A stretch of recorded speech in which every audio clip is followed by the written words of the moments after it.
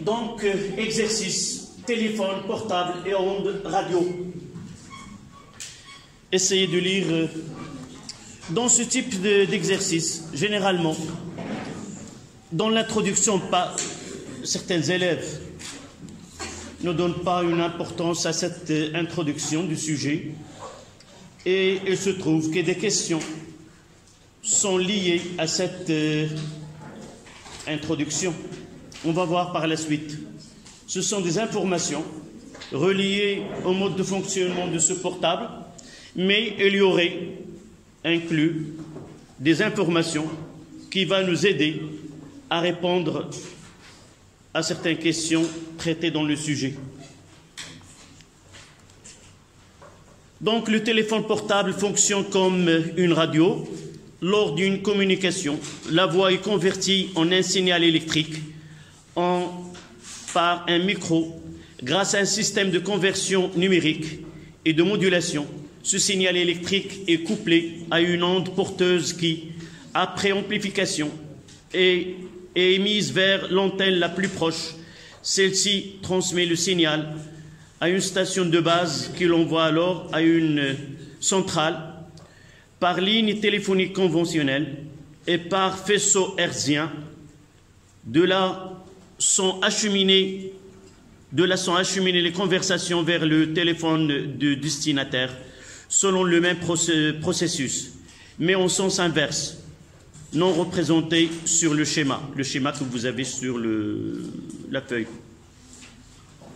C'est-à-dire, on n'a rien représenté de l'antenne émettrice au destinataire.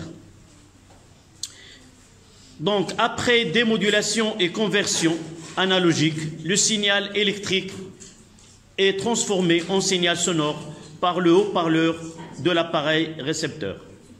Les ondes électromagnétiques sont déjà très largement utilisées pour la télévision, la radio, la CB et les radars, si bien que les gammes de fréquences restantes pour les portables sont de plus en plus restreintes.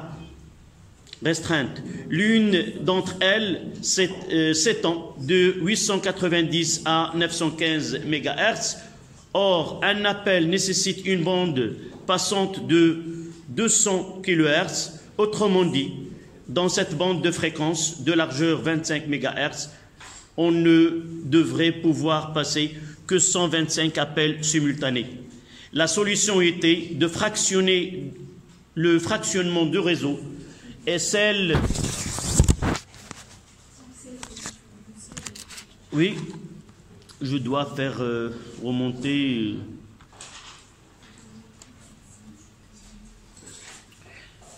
Donc, on devrait pouvoir passer que 125 appels simultanés. La solution a été de fractionnement de réseau en cellules, d'où le terme parfois utilisé le téléphone cellulaire. Le territoire, là c'est un exercice français, et par la suite ils parlent de leur territoire. Le territoire français a donc été divisé en 40 000 parcelles, chacune comportant des antennes assurant la liaison avec les téléphones mobiles situés dans leur zone d'influence. Chaque parcelle possède ses propres fréquences, différentes de celles des parcelles voisines, pas de risque d'interférence. D'accord? Je ne sais pas si vous voyez dans un pays le nombre d'abonnés qui dépasse le 15 millions au Maroc, 15 millions ou presque 20 millions de portables au plus. Donc, pour donner à chaque portable un canal, c'est vraiment difficile. Mais c'est pas difficile, mais irréalisable. Et c'est par la solution a été de procéder par des parcelles ou des cellules. Donc, comme j'ai dit, lorsque votre camarade a présenté le téléphone, c'est que en même temps, si je prends le téléphone et je parle, en même temps, en communiquant avec un destinataire, dans ce moment-là, il y a 8 personnes en train de parler en même temps, sans qu'il y ait une interférence entre les deux. Chaque communication est codée avec un code qu'on ne peut pas le franchir par un autre. D'accord? Donc la première question, quel est l'ordre de grandeur de la fréquence des ondes porteuses utilisées par un téléphone portable? Le terme d'ordre de grandeur, vous l'avez étudié en tronc commun. C'était le premier cours en physique. C'est comment écrire une valeur, une écriture scientifique. Au lieu de mettre par exemple 0,001, on mettra 10 moins 3 ou 2, ainsi de suite. L'ordre de grandeur. D'abord, donnez-moi cette fréquence qui est, d'où on peut arriver à cette fréquence. Je viens de dire tout à l'heure que cette information, il est donnée dans l'introduction. Elle s'étend entre 890 et 915. Donc, une valeur moyenne, c'est combien? Mégahertz. Mégahertz, c'est 10 à la puissance 6 Hertz. 910 mégahertz. On va écrire une écriture qui est scientifique. Là, c'est la question 1. Combien? 9,1. Donc, 910 mégahertz, ça correspond à 910 d'abord, 10 à la puissance 6 Hertz, et par la suite, cette fréquence-là est égale à 9,1 fois 10 à la puissance 8 Hertz. L'ordre de grandeur, c'est pas donner la valeur exacte. Si j'ai 10 à la puissance 8, je ne mettrai que 10 à la puissance 8. Si j'ai plus de 5, je mettrai un 10 là, c'est à peu près. Donc l'ordre de grandeur, ça sera 10 fois 10 à la puissance 8 Hertz. Donc l'ordre de grandeur de FP, c'est de l'ordre de 10 à la puissance 9 Hertz. Voilà l'ordre de grandeur de cette fréquence utilisée en portable. D'accord? Oui? Je sais pas pourquoi on a fait 10 au lieu de... C'est ordre de grandeur. Ça veut dire, lorsque je veux, en réalité, si quelqu'un il va essayer d'importer des céréales, il dira 110 tonnes, plus ou moins. En réalité, il peut avoir plus que 110, il peut avoir moins que 110. C'est voisinant. C'est-à-dire, on détermine l'ordre de grandeur. C'est voisinage de 10 à la puissance 9, plus ou moins. D'accord? Ça, nous l'avons déjà étudié en commun. On dit quelques kilomètres.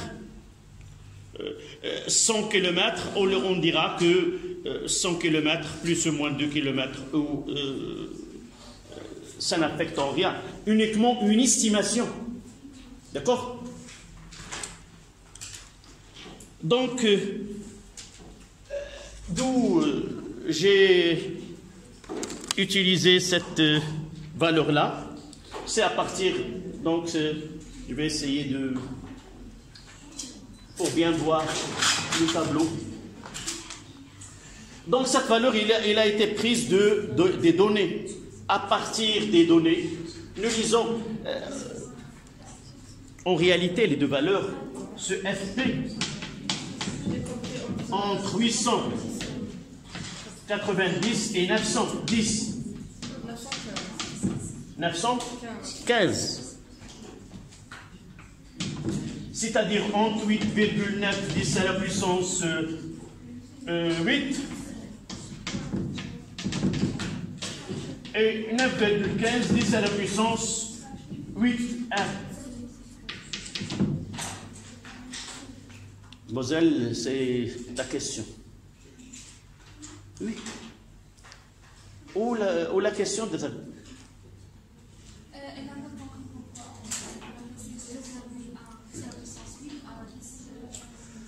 Donc là, les questions physiques, parfois, on peut demander calculer la fréquence de telle onde ou de tel signal. On doit la déterminer, on verra par la suite les questions. Déterminer, par exemple, la période de la porteuse ou la période de signal utilisé. Là, on doit le calculer avec exactitude, entre guillemets. Chercher le plus. Mais lorsqu'on demande l'ordre de grandeur, c'est estimer une valeur, c'est pas, on n'aura pas ni 900 ni 910 de l'ordre, ça tourne autour de 10 à la puissance là.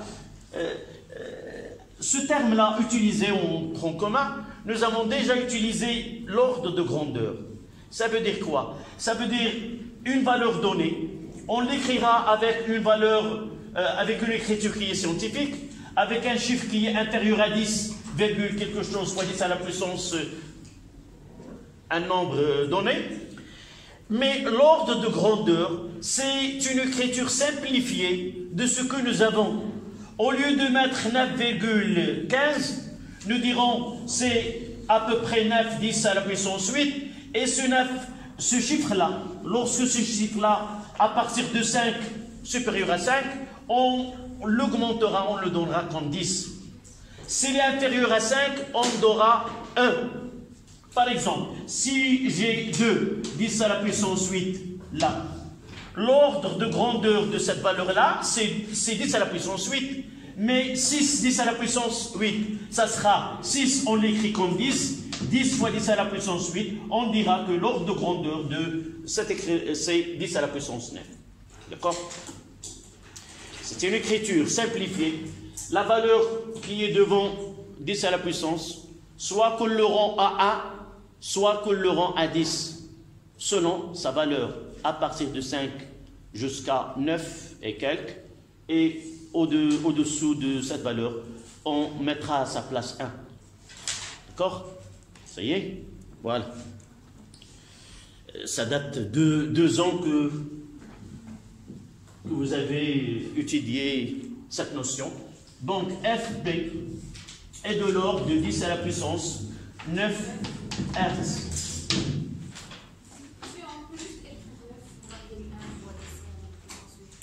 Non, nous avons une gamme, une bande.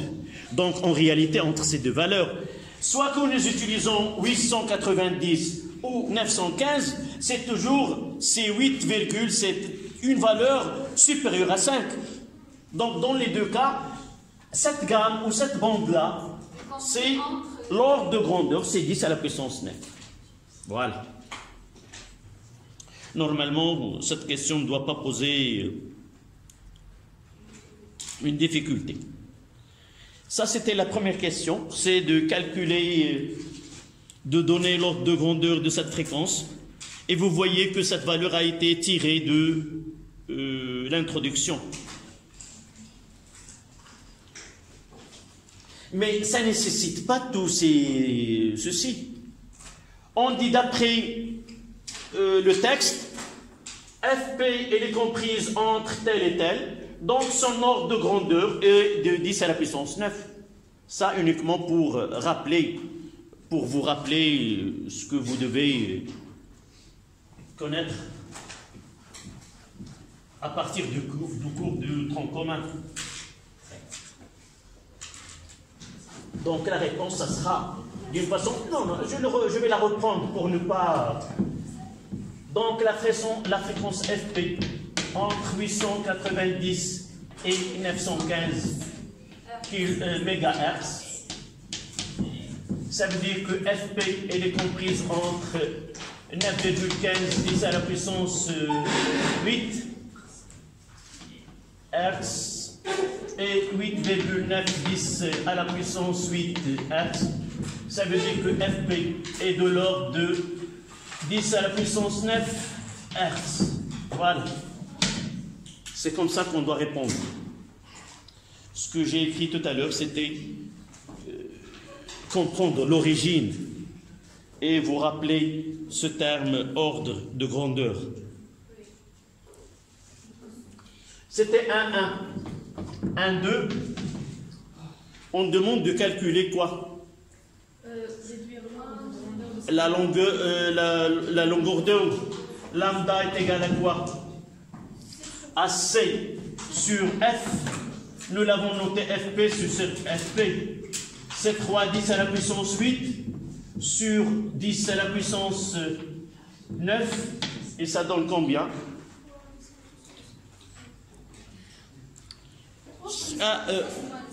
Pardon, qu'est-ce que j'ai utilisé là? Lambda. Là, c'est la vitesse C3, 10 à la puissance 8. Et nous utilisons l'ordre de grandeur. Nous n'avons pas une valeur donnée. Est-ce que je vais utiliser 8? Pourquoi ils nous ont demandé l'ordre de grandeur? C'est pour l'utiliser par la suite.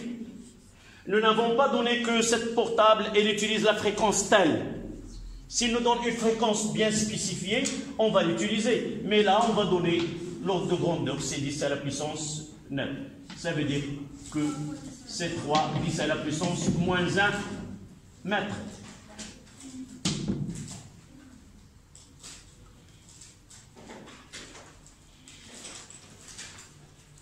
Si nous voulons l'ordre de grandeur de lambda, de grandeur de lambda, ça sera quoi? 10 à la puissance moins 1.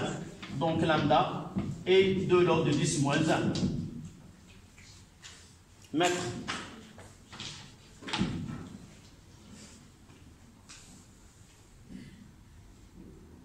Ok, décimètre. C'est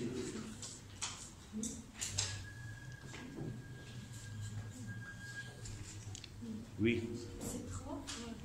Oui, oui. C'est 3. Ça, c'est la réponse. Qu'est-ce que j'ai écrit ici? L'ordre de grandeur. Et ça veut que ce terme ordre de grandeur n'est pas bien compris. Qu'est-ce que ça veut dire l'ordre de grandeur, dit grandeur donnée? Après avoir connu son expression qui est là, on va l'écrire d'une façon simple et réduire la valeur qui est là. Si elle est inférieure à 5, qu'est-ce que j'ai dit tout à l'heure? On va le remplacer par quoi? Par 1. Si elle est supérieure à 5, par 10. D'accord? Voilà. Comment? De 5 plus... par 10.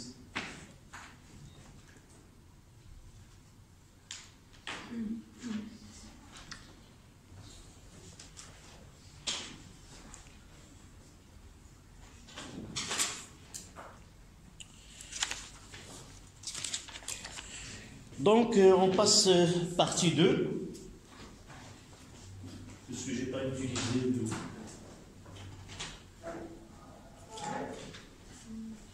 Pensez à la question de 1. Quelle serait la réponse?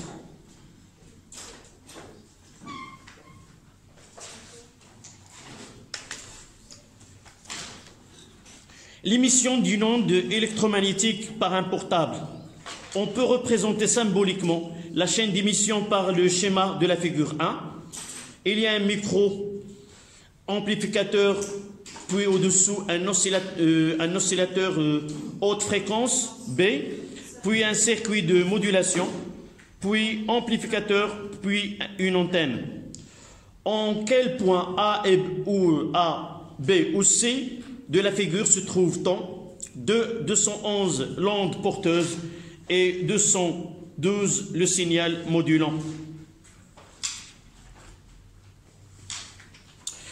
Sur le schéma, il y a des indices qui nous permettent de connaître le signal modulant. C'est en A. Il y a un micro, c'est-à-dire un son. Donc, nous avons dit que les ondes sonores sont de basse fréquence. D'accord? Et au-dessous, il y a un oscillateur de haute fréquence. Donc, c'est la porteuse. Donc, 2, 1.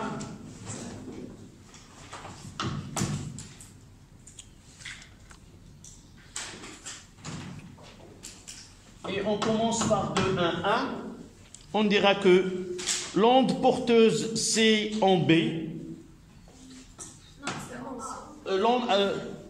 L'onde porteuse en B, c'est la porteuse, c'est de haute fréquence.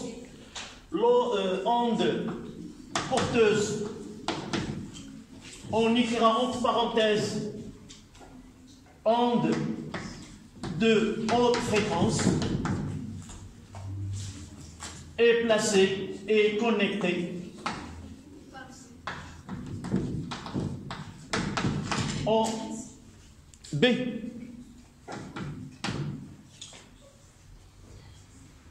Et le signal modulant 2, 1, 2, signal modulant, entre parenthèses, c'est un son qui est de basse fréquence,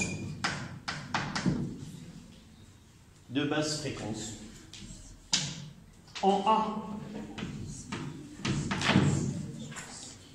Voilà.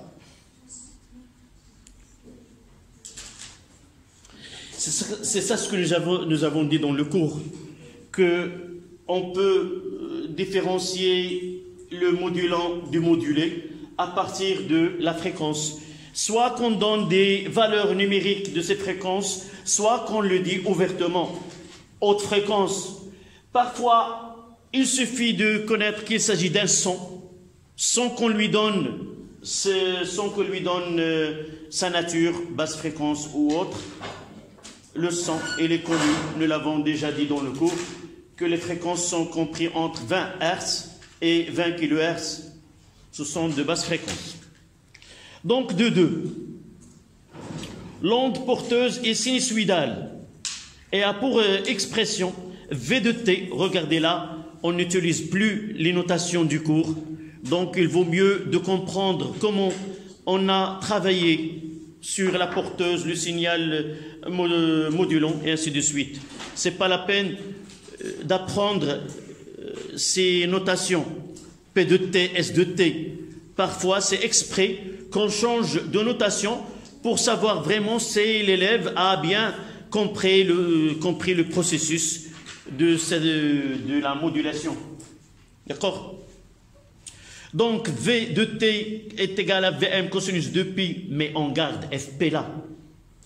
T. Le signal modulant est en général complexe, mais comme tout signal périodique, il peut se mettre sous la forme d'une somme de fonctions sinusoïdales. Ça veut dire que ce que nous transmettons dans un portable, ce n'est pas ce que nous avons étudié, mais on peut, les mathématiques, elle est capable de remplacer une fonction qui est complexe par une série de fonctions sinusoïdales qui sont simples.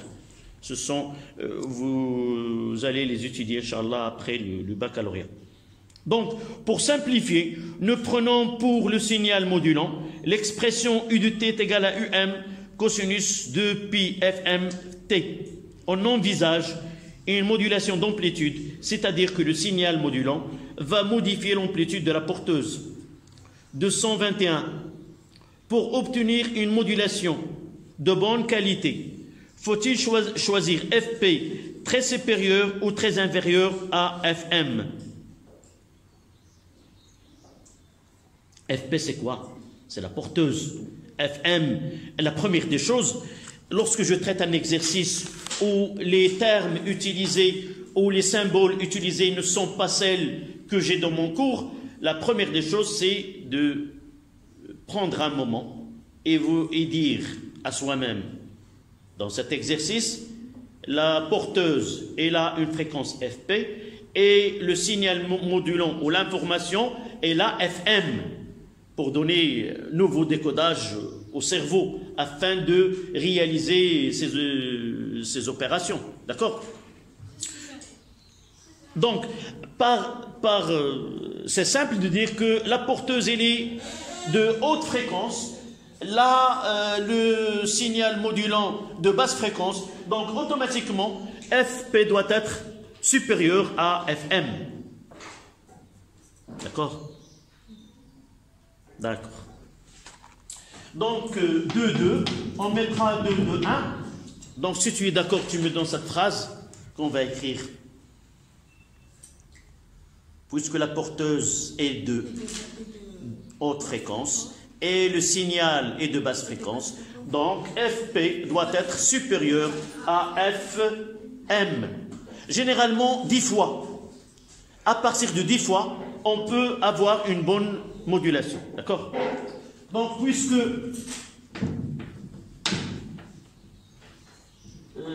la porteuse est de haute fréquence et le signal, essayez de justifier en physique toutes les réponses, soit par écrit, soit par un procédé mathématique. Généralement, un physicien n'accepte pas qu'on dit FP est supérieur à FM sans qu'il y ait une justification. D'accord? Donc, puisque la porteuse est de haute fréquence et le signal est de basse fréquence, donc FP doit être supérieur à FM dans ce cas-là. Dans certains cas, comme je viens de dire, il suffit d'être 10 fois plus grande, il satisfera, il donnera une satisfaction à cette modulation. La question 222. Le circuit de modulation est constitué d'un composante. Oui. Bien, attends.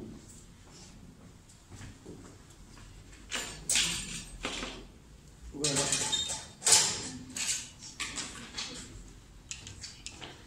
Mais tu as fait une frappe. Comme si on avait fait quelque chose. D'accord. Donc, on passe à la question 222. Donc, le circuit de modulation est constitué d'un composant nommé multiplicateur. On branche respectivement sur l'entrée E1 de ce circuit le signal modulant U de T, additionné d'une tension de décalage U0 sur l'entrée U2 le signal de la porteuse V de T, et on recueillit en sortie le signal modulé nommé S de T. Avec U1 utilisé en entrée E1, c'est U1U plus U0, et U2, le signal d'entrée en E2, c'est V de T. Sachant que S de T a pour expression générale S de T est égal à KU1 fois U2, où K est une constante dépendant uniquement du circuit électronique utilisé, c'est-à-dire du multiplicateur, nous l'avons traité en cours, écrit S de T sous la forme S est égal à SM cosinus de 2pi Fp de T, et identifié SM, l'amplitude du signal modulé. Ça, nous l'avons fait dans le cours.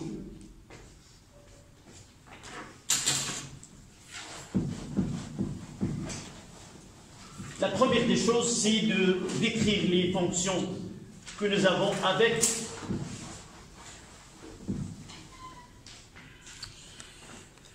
donc on commencera par U1. U1 de T est égal à quoi? Est égal à U de T. Et U de T, ça, c'est UM cosinus de 2pi Fm fois T plus U0. U2 de T, c'est Vm cosinus de 2pi Fp fois T. Suivez le calcul avec moi si... Donc, S de T, c'est quoi? C'est K fois U1 de T fois U2 de T. Pourquoi on a fait U de T, U2 de T égal à VM? Ce sont les données. Ils ont donné V de T est égal à... Tu as une feuille. Pourquoi tu l'as déjà classé dans cette chemise? Essaie de la sortir et la tienne. Où est la tienne? Chacun sa feuille et essaie de lire d'une façon directe. C'est pas la peine. Il est fait pour suivre. C'est ça ce que je dis. La première des choses, je viens de dire que dans un exercice, la première des choses, c'est de relire et d'essayer de réécrire ces données selon le choix de l'exercice. Peut-être dans le contrôle continu, on n'aura pas V, on aura un autre symbole. D'accord? Donc je remplace, ça sera K fois UM cosinus de 2pi FMT plus U0 fois VM cosinus de 2pi FP fois T. Ils m'ont demandé de l'écrire sous une forme S de T. Je vais l'écrire au-dessous. S de T doit être égal à SM cosinus de 2pi FP fois T. C'est ça ce qu'ils nous ont demandé. Donc, cette partie-là, elle est là. Donc, il suffit d'écrire que S de T là est égal à K fois VM fois UM cosinus de 2pi FM T plus U0 fois quoi? Fois cosinus de 2pi FP fois T. Je vais essayer de changer de couleur là. Et là, je mettrai Sn, c'est l'amplitude de la fonction modulée. Et qu'est-ce que l'on tire? Ça, c'est Sn. Ah, tout, de là jusque là. Voilà. Avec K. Donc, on écrira Sm, qui est évidemment de T, c'est une modulation d'amplitude, est égal à K fois Vm fois UM cosinus de 2pi Fm fois T plus U0.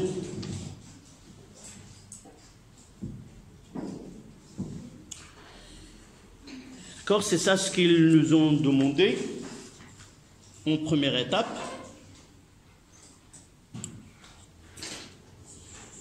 Voilà. Identifier S de T, ça sera S de T, Sm de T, de cette façon.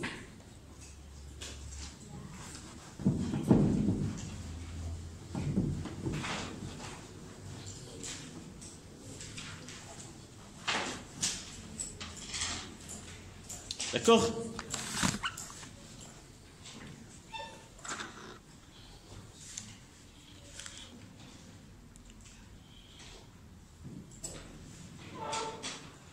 Ça, c'était 222.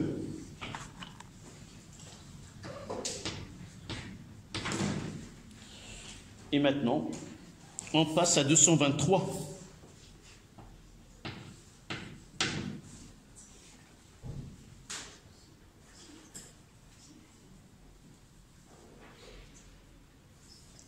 Là, on écrira, donc, c'est l'amplitude de la fonction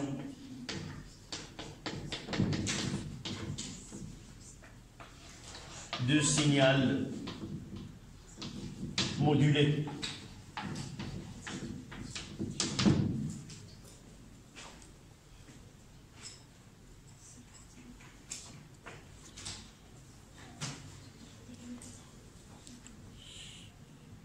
En posant, là on nous donne que A est égal, et là aussi si ce sont des données, A est égal à K fois Bm fois U0, et de l'autre c'est que M est égal UM sur U0. dans notre cours, M était SM, c'est l'amplitude maximale du signal. Dans ce cas-là, SM, c'est l'amplitude de la fonction de signal modulé. Voilà, c'est pour cela. Je dois réviser mon cours de telle manière à comprendre où ces fonctions par ce qu'ils sont réellement et non pas par les caractères que nous avons utilisés pour chacun d'eux. Donc je dois revenir à là. Et vous voyez, je dois faire sortir, j'ai déjà la KVM, donc je dois faire sortir U0. D'accord? Si je fais sortir S de T est égal à K fois VM fois U0, là, il n'y a pas de U0, donc je dois diviser UM par U0. Pourquoi? En faisant entrer U0, il va se simplifier et je vais revenir à UM. Mais de l'autre côté, ça sera un cosinus de 2pi FMT plus 1. Et vous voyez là, je peux écrire de nouveau CS de T est égal CA M cosinus de 2pi FM fois T plus 1. Voilà. SM. Oui. Essayez de suivre toujours. Je fais pas mal de fois, j'oublie des lettres et personne face de moi essaie de corriger. J'ai toujours dit que le prof, il est quoi? Il est le miroir de ses élèves. Si ces informations qui arrivent aux élèves et que ne réagissent pas, ça ne sera rien. Donc, essayez d'être très réactif vis-à-vis de ce que j'écris au tableau.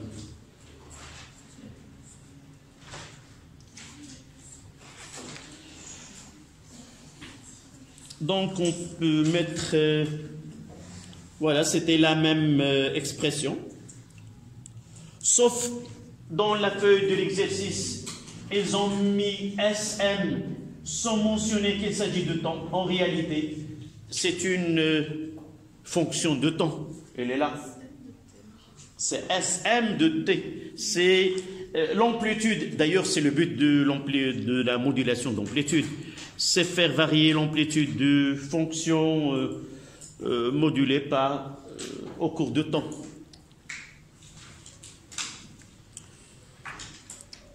Dans ce cas-là, le M dans l'expression n'est autre que le taux de modulation.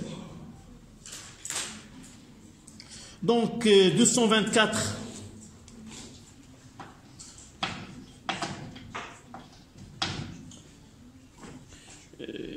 Les choses qui passent là elles passent d'une façon fluide, compris ou ce que nous faisons là. J'ai parlé de réaction. En réalité, si vous avez révisé le cours, on ne trouvera pas de difficultés dans ces questions. On reproduit certains passages du cours. Sauf la question qui viendra par la suite, nous ne l'avons pas traitée. Donc, pour que celle-ci soit bonne, quelles conditions doit remplir M, le taux de modulation, pour que celle-ci soit de bonne qualité? M, qui est le taux de modulation. On ne doit pas reproduire ce que nous avons dit dans le cours. On choisira qu'une seule réponse. Laquelle? M doit être inférieur à 1. Taux de modulation M inférieur à 1 donne une bonne modulation.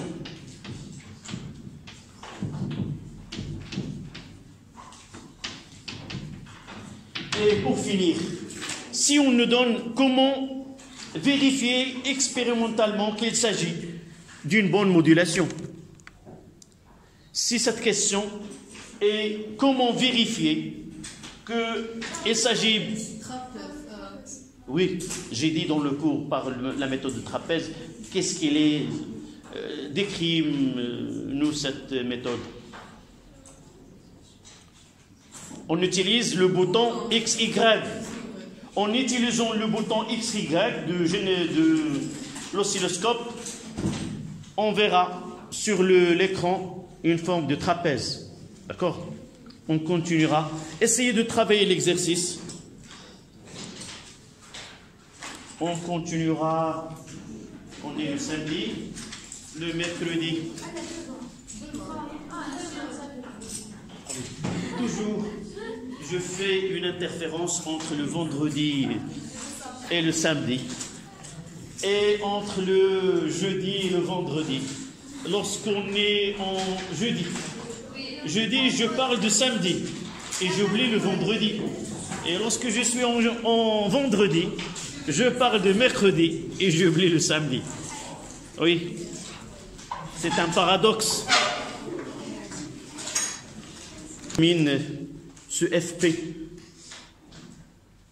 Nous avons déjà traité un exercice où on essaie de maîtriser comment travailler sur des courbes et lire des chiffres ou des grandeurs physiques. Si vous essayez de voir TP sur ce schéma-là, mademoiselle, tu laisses la discussion par la suite. À moi, s'il est urgente, on arrêtera à ce que tu... D'accord ? Sur le schéma, est-ce que vous pouvez déterminer TP d'une façon TP sur le schéma? Non, comment? En réalité, entre deux pics, est-ce que la lecture directe de TP est facile? Comment? Essaie de voir sur le schéma. Lorsque tu fais la projection, tu n'auras pas l'échelle, nous avons des divisions. Et par la suite, jamais n'essayer de déterminer le TP à partir de sa valeur comme il est. Nous avons donné une formule dans le cours qui facilite ce calcul entre TP et TS.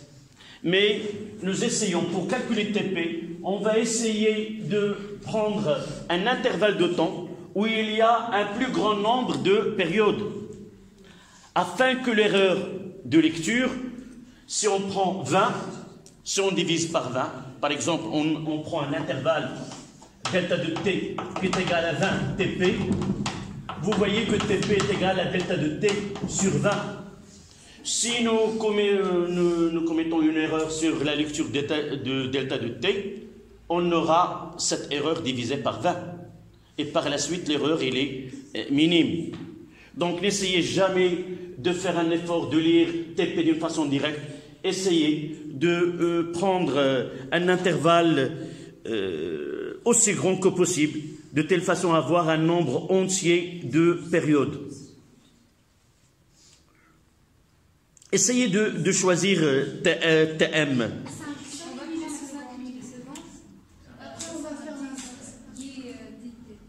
On prend soit 10 TP, de telle façon à avoir sur le schéma, on commence par un pic avec une graduation et le dernier soit avec une graduation. D'accord? Donnez-moi ce que vous avez lu. Tu as choisi delta de T est égal à combien? 10 comme échelle 10 millisecondes. Non, 5 millisecondes. 5 millisecondes. 5. Donc delta de T est égal à 10 millisecondes. Ou 5. 5. Non, d'abord la lecture, c'est 5 millisecondes. D'autre côté, ce delta de T est égal à 10 TP. De là, on tire que TP est égal à delta de T sur 10, qui est égal à 5 sur 10, qui est égal à 0,5 millisecondes. D'accord? Par la suite, FP, ça sera 1 sur TP, qui est égal à 10 à la puissance 3, divisé par 0,5. D'accord? Essayez, c'est l'inverse, on nous demande la fréquence, donc on prendra l'inverse de TP. D'accord? Ça donne combien? J'ai perdu une... Même, c'est 2 10 à la puissance 3 Hertz. Aux 2 kHz. Oui, mademoiselle. Monsieur, pourquoi on a pris 10 millisecondes? Tu peux. Sur mon schéma, j'ai pris 20. Mais, on peut prendre 15. Tu choisis de telle façon, j'ai dit, on choisira aussi grand que possible, mais choisir des graduations qui donnent des valeurs ici d'un nombre entier de division. D'accord? La valeur qui va être comme ça. Non, là j'ai fait 20 TP. J'ai trouvé la même chose. D'accord? Donc, il y a une relation de proportionnalité. Mais une fois qu'on prend 10, on trouve 0,5, on prend 20, on trouve 0,5, c'est bien. Parfois, la lecture, ils ont dit que ce schéma, il est simplifié. C'est-à-dire simplifié soit dans la lecture, soit dans la représentation. Donc, n'essayez jamais de faire une lecture directe, essayez de faire de la même manière. Et vous devez mettre ceci sur vos cahiers, vos feuilles de réponse.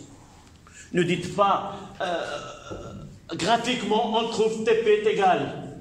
Essayez d'écrire la méthode avec laquelle vous avez abouti à cette valeur-là. D'accord?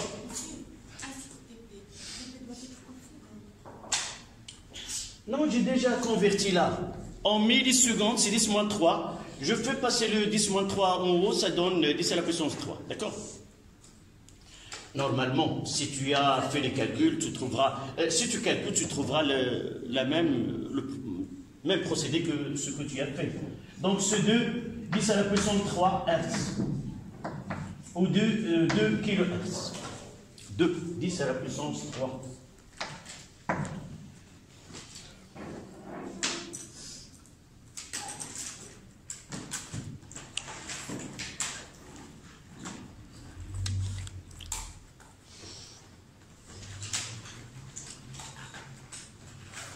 Ils nous ont demandé en 231, c'était la FP, et 232,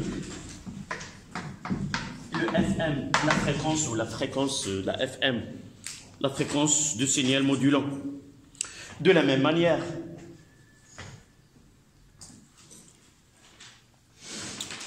si vous trouvez...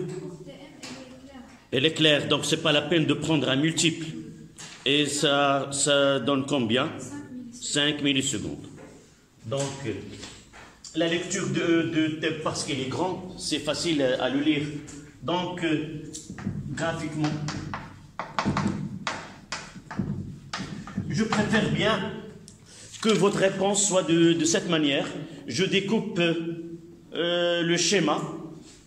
Je fais représenter TP, TS comme ils sont. La lecture en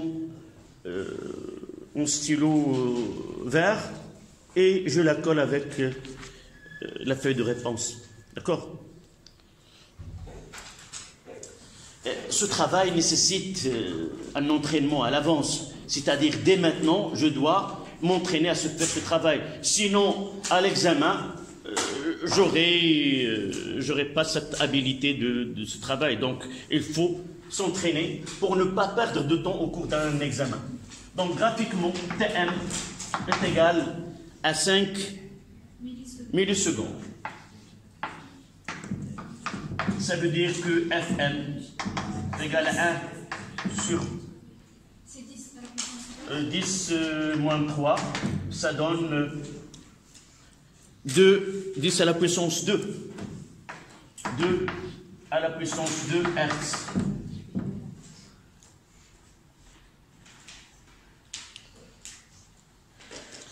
Et nous avons dit dans le cours, généralement on accepte que le phénomène se produit lorsque entre les deux il y a un coefficient de 10. Ça veut dire que FP, généralement, doit être 10 fois. Et cet exercice, il est fidèle à cette règle-là. 2 10 à la puissance 2 et là, 2 10 à la puissance 3. Donc, la fréquence de la porteuse, dans ce cas-là, est 10 fois la fréquence de signal modulo.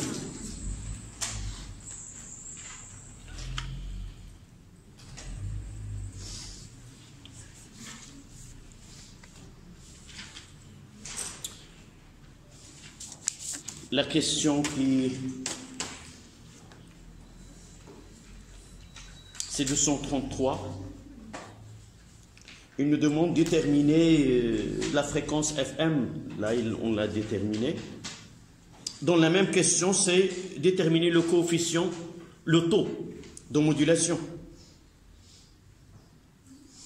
Ou non? Non, c'est la question 233. Déterminer SM min et SM max, les valeurs de minimale et maximale de l'amplitude de signal modulé, et en déduire l'expression de taux de modulation. D'accord?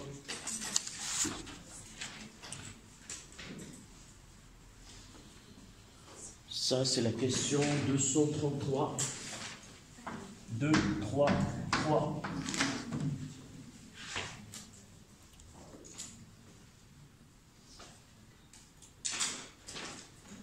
Donc ça, nous l'avons déjà traité. Vous l'avez déjà copié.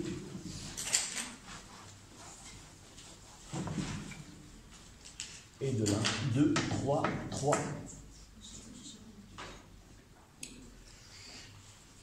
Est-ce que nous ont demandé d'établir cette relation-là de SM? C'est pas demandé ou ils ont donné cette relation qui est applicable sans qu'il soit démontré? Oui. On va essayer de déterminer, nous ne l'avons pas fait dans le cours, établir cette expression de M. D'accord? Nous avons déjà abouti à l'équation de SM. Donnez-moi, si nous l'avons, SM est égal à quoi? C'est A, M, cosinus de 2pi, FPT, plus 1, FM. Oui, c'est l'amplitude en modulation, c'est l'amplitude de la fonction modulée. Donc, déterminer S max, SM max. Ça, c'est une amplitude. Sa valeur varie avec le temps. On trouve le temps dans le cosinus de PFMT. Donc, cette expression, elle est maximale. Là, c'est une constante, et là, c'est 1. Pour qu'il soit maximal, il faut que le cosinus soit égal à 1. D'accord? Et donc, on aura 1 fois M plus 1. Si nous essayons d'arriver à S min, c'est égal à quoi? Là, c'est... C'est clair? C'est clair comment on a établi? Là, la seule valeur, la seule grande qui varie, c'est le cosinus de tel. Le cosinus, il est compris entre moins 1 et plus 1. Donc, nous avons la valeur maximale, c'est plus 1. Et là, la valeur minimale, ça sera moins 1. Donc, A fois 1 moins M. D'accord? Donc, pour arriver à M, il suffit, là c'est l'expression 1 et là c'est 2. On mettra 2 à 1 sur 2, qui est égal à M plus 1 sur 1 moins M. Le produit des moyens est égal au produit des extrêmes. Donc, on aura SM, il faut mettre S max. Là, c'est S max. Je mettrai là égal à SM max sur SM min. Donc, j'aurai M plus 1 fois SM min est égal à 1 moins m fois, je mettrai les parenthèses avant, fois Sm max. Donc je mettrai m en facteur. Ça c'est Sm mi. Là c'est moins S max, donc de l'autre côté ça donne plus Sm max. Et ça reste ici Sm max. Et là c'est plus, il devient de l'autre côté moins Sm mi. On divise, comme vous venez de dire. Et ça donne l'expression. Généralement on demande dans un exercice, montrer que ou établir cette expression-là. Donc m est égal à Sm min E max moins Sm min le tout sur Sm max plus Sm min. Voilà. Si on nous demande d'établir cette expression, mais c'est les données. Nous n'avons qu'à lire S max et S min et l'appliquer.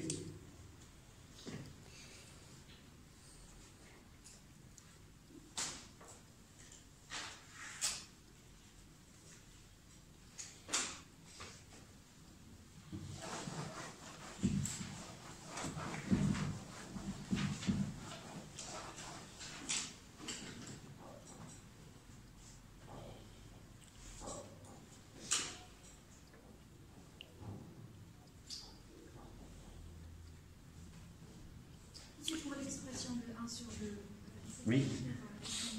Comment? Là? Oui, 1 sur 2. Ça veut dire quoi? Ça veut dire, j'ai simplifié par A à l'avance. Au début de l'expression, il y a Sm max. Avant d'écrire 1 sur 2. Là, S, là. Dans ce rapport-là. J'ai fait le rapport M. Tu suis et tu me dis là. Tu suis. A, je mettrai cette valeur-là, c'est A, il se simplifie. De l'autre côté, c'est S max sur S min. Là, j'ai mis M1, M plus 1 fois S min est égal à S max fois 1 moins. D'accord? Au début de l'expression. Qu'est-ce qu'il a l'expression?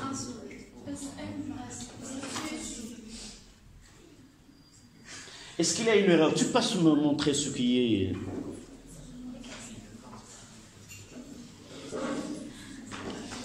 Au lieu de parler de loi, voilà. Tu prends de la craie rouge.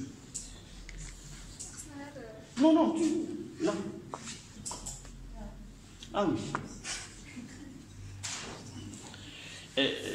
Il faut suivre que par la suite, il n'apparaîtra pas. J'ai voulu écrire là. J'ai voulu écrire, mais j'ai arrêté l'écriture. En réalité, je voulais écrire là, mais je l'ai transporté de l'autre côté. D'accord? Mais celle-là n'a pas affecté ce qui se trouve au-dessous. Vous êtes assez...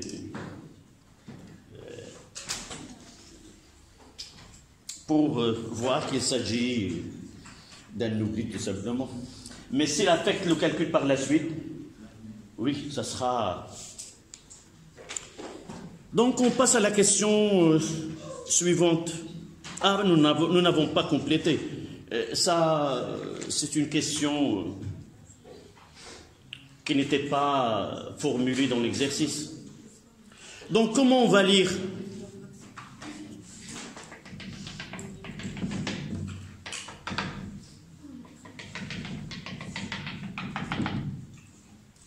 Vous avez devant vous le graphe.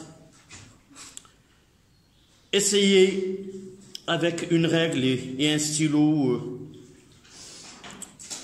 tracer une droite qui passe par les Sm max et une autre qui passe par les Sm min.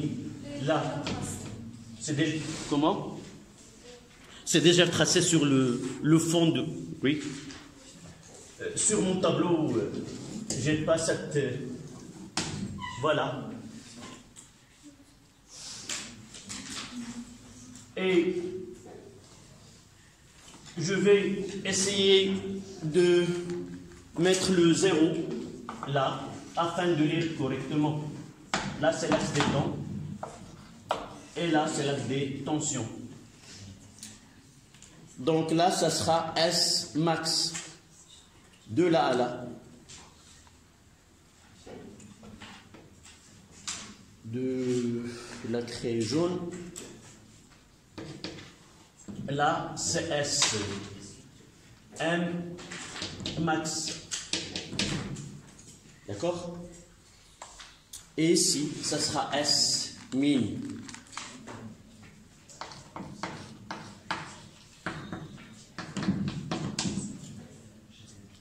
Voici l'amplitude.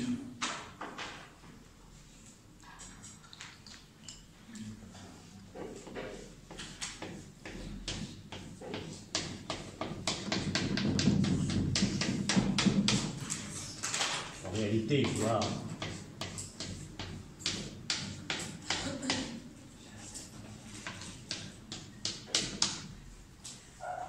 D'accord?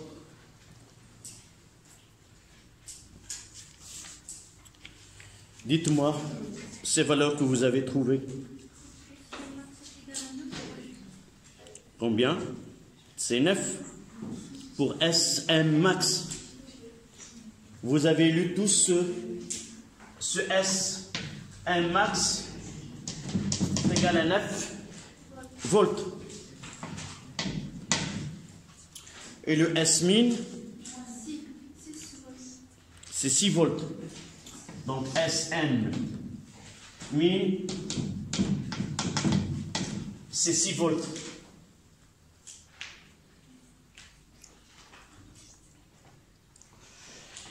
Si je n'arrive pas à rendre ce graphe avec la feuille, il vaut mieux de faire un petit schéma comme ça sur ma feuille, et je mettrai là S max et là S min.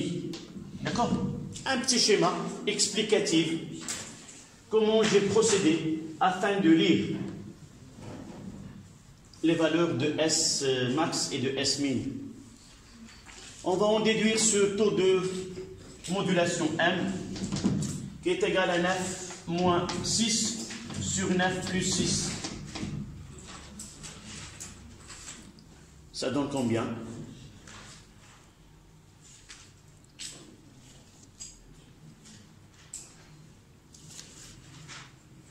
C'est 0,2.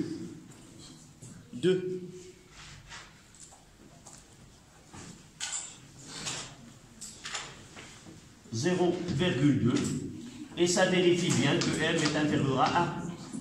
Donc la modulation est de bonne qualité.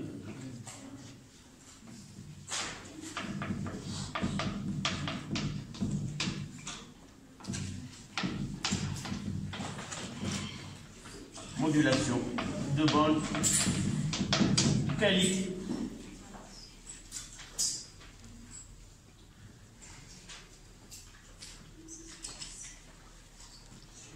Question qui n'a pas été posée là. On peut ajouter le 234. Déterminer la composante continue U0. La tension continue U0.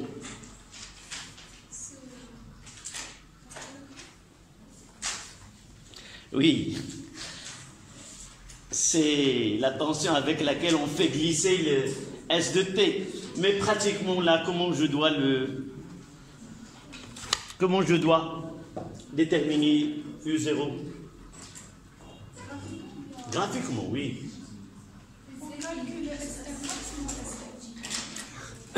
Nous pouvons la déterminer de deux façons. Une qui est directe à partir de graphe, là, et l'autre, on peut l'en déduire à partir de M. Oui, en utilisant que M est égal à SM sur U0, et l'autre, c'est qui est graphique. Et essayez de lire bien la question. Si on demande de déterminer graphiquement la tension contenue U0, vous n'aurez pas le droit d'utiliser M. Comment peut-on schématiser U0 là? La première des choses, c'est essayer de faire apparaître le signal modulant. C'est celui-là. D'accord? Et là, c'est S. On mettra là. Dans cet exercice, quel était le signal modulant? C'est VM. C'est V de T, s'il vous plaît. Revenez au début de l'exercice. C'est V de T est égal à VM cosinus. D'accord? Donc là, c'est quoi ça? Cette valeur-là?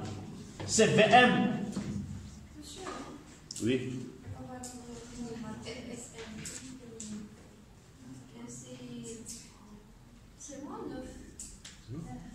Où est le 0?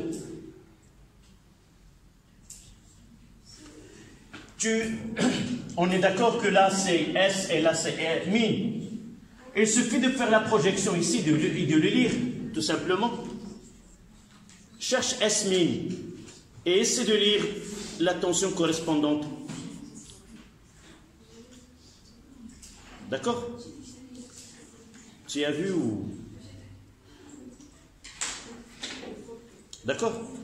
Non, non, je vois que uniquement tu fais passer... Oui, oui. Voici les valeurs négatives. Voici les valeurs positives. Là, c'est S max. Je fais la projection, j'ai dit 9. C'est pour cela, j'ai dit, il vaut mieux de tracer en trait continu ce S... l'amplitude maximale de l'onde modulante. D'accord? Pardon, l'onde modulée. Donc on passe à la question là. Normalement, avant de glisser S de T, là c'est V. Dans cet exercice, V de T, c'est le signal modulant. Normalement, c'est un signal qui est sinusoïdal. Il y a des valeurs positives et des valeurs négatives. Si on fait le revenir là, le glissement a été de cette valeur-là.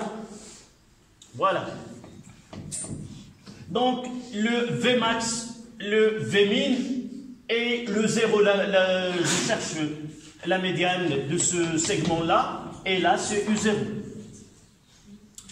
Comme si, en réalité, nous l'avons comme ça, et nous l'avons glissé vers le haut. Là, c'est le 0. Et il est glissé de là à là. Donc, U0. D'accord? Essayez de lire U0. Combien? 7,5.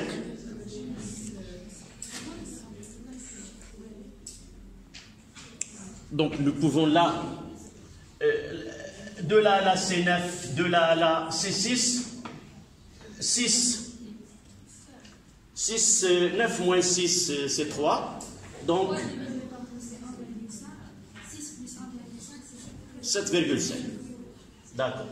Donc là, U0 est égal à 7,5 volts. Essayons de lire VM. Combien VM? On va voir ce calcul que tu as fait, ça donnera combien le VM. Non, vous allez la lire sur le... Vous allez lire cet intervalle-là, vous le divisez par 2. Combien? 1,5. Donc, c'est VM. Donc, ça sera 9 moins 6, c'est 3, divisé par 2, c'est 1,5. VM, c'est 1,5 volts. On doit faire la division. M est égal à VM sur U0. Et ça donne combien? 0. Vous dites 0,2. Tu prends ta calculatrice ou je prendrai la mienne, on va faire le calcul. C'est 0,2.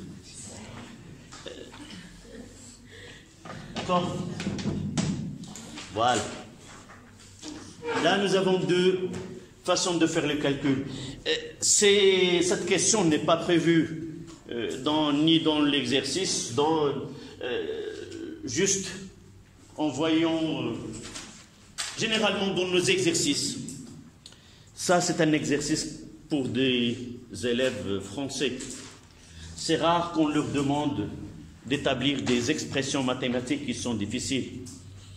Mais pour nous, Marocains, surtout les profs de physique, elle aime bien que les questions soient un peu musclées. Il faut avoir ça. Sûrement, vous avez vu dans des exercices, on donne des exercices très simples. Et dans l'examen, on donne quelque chose qui est... Mais dans l'examen national, il y a des questions comme ça. Si. Non. Essayez de revoir. Essayez de revoir. La prochaine fois, je vous donnerai des exercices comme ils sont donnés. On verra. Si tu n'as pas encore vu la partie des ondes de modulation et de modulation, on verra par la suite. D'accord? Même, il y a un exercice sur le portable. C'est presque le même. On verra par la suite. Mais, pour nous, d'une façon générale, on doit travailler dans un climat où on doit s'attendre à tout. Si on pense on ne donne pas ça en examen, on ne donne pas ça en examen, on ne fera rien. On finira par faire des applications directes. L'essentiel, vous devez être capable de surmonter tous les types de questions. Surtout, vous avez cette habilité. D'accord? Ça, c'était il nous reste la dernière partie qui est la réception d'une onde électromagnétique et sa démodulation. Ce schéma, peut-être ils nous ont donné ce schéma. Nous l'avons traité dans le cours, c'est presque la même. Donc on répond aux questions 3. Il convient d'utiliser 3.1 pour le détecteur d'enveloppe B, ou A ou C, on nous demande de choisir. Quel est le détecteur d'enveloppe dans ces 3 cas? C'est B. Donc le schéma B correspond au détecteur d'enveloppe. Là, on le trouve dans les examens. Ce sont des questions à choix. Nous ne devons pas justifier. Les seules questions qu'on ne doit pas justifier dans l'examen, c'est lorsque on nous donne des questions à choix multiples. Là, vous dites le circuit que correspond c'est B, tout simplement. D'accord? Donc, 3. La question...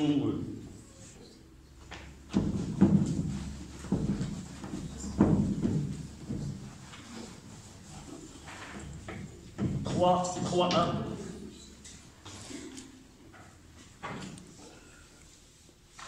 Pour le détecteur d'enveloppe, c'est B. Pour le détecteur d'enveloppe, c'est le schéma B.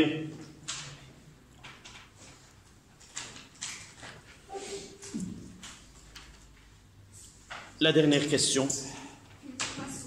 Le filtre passe O. C'est C. Le filtre passe O. 3, 2. Le schéma C qui est... Je le fais mais c'est pas demandé.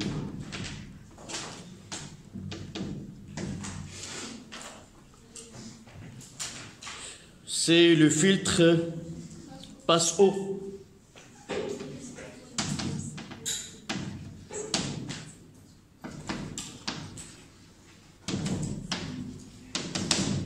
Filtre passe-eau qui fait passer le signal modulant et bloque la tension U0. Voilà cet exercice, ce qui reste de cet exercice.